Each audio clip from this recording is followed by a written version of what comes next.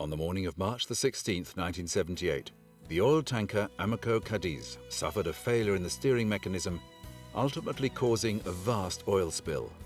It released around 255 million litres of crude oil into the Atlantic off the coast of France. It was the main event of 1978. Devastating scenes of marine life dying under a film of oil were broadcast around the world, as over 14,000 volunteers and members of the armed forces got to work cleaning up the most heavily oiled rocks, beaches and creeks.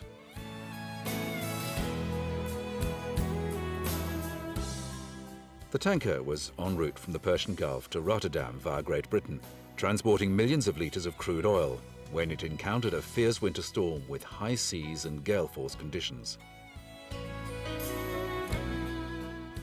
A heavy wave hit the tanker, crippling its rudder. It was unable to respond to steering commands.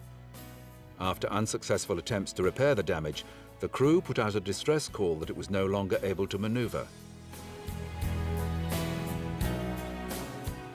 Several ships responded, including the German tug the Pacific, but their attempts proved incapable of preventing the supertanker from drifting perilously towards the coast of Finistère in Brittany, France, because of its huge mass and the gale force winds. At around 9 p.m, the Amoco Cadiz hit the bottom for the first time, flooding the tanker's engines, while a second strike ripped open the hull, releasing its load into the open sea. About an hour after the first hit, the Amoco Cadiz broke into two sections, releasing its entire cargo of over 1.5 million barrels of crude oil. With the French not prepared for such a catastrophic event, the cleanup took time to get underway, hampered as it was by rough seas. The use of precipitating agents prevented the slicks from drifting to the Channel Islands, but millions of litres of oil washed onto French beaches, reaching deep into the sand. The beach cleanup was carried out in two stages: the pumping of still liquid oil and the removal of oiled waste. All along the oiled coastline, animal and plant populations were dying in vast numbers. It had become one of the world's biggest environmental disasters.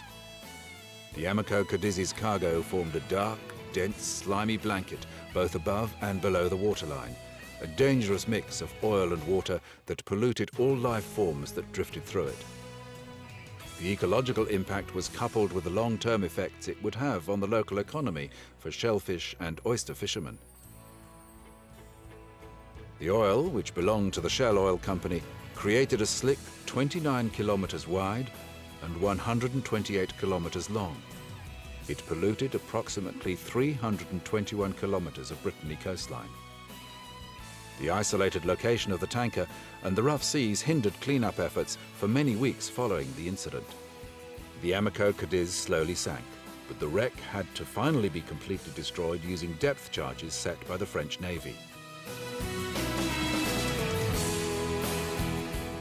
In 1978, the disaster was estimated to have caused over $250,000 in damage to both fisheries and tourist services.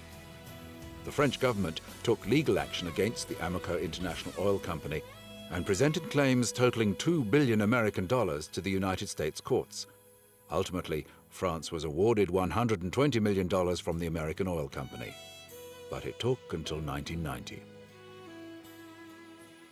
The Amoco Cadiz oil spill was the greatest environmental disaster of its time, and as a result, the French government set up measures to reduce the risk of accidents and to ensure better rescue and response methods. The environmental impact of the Amoco Cadiz oil spill can still be felt to this day.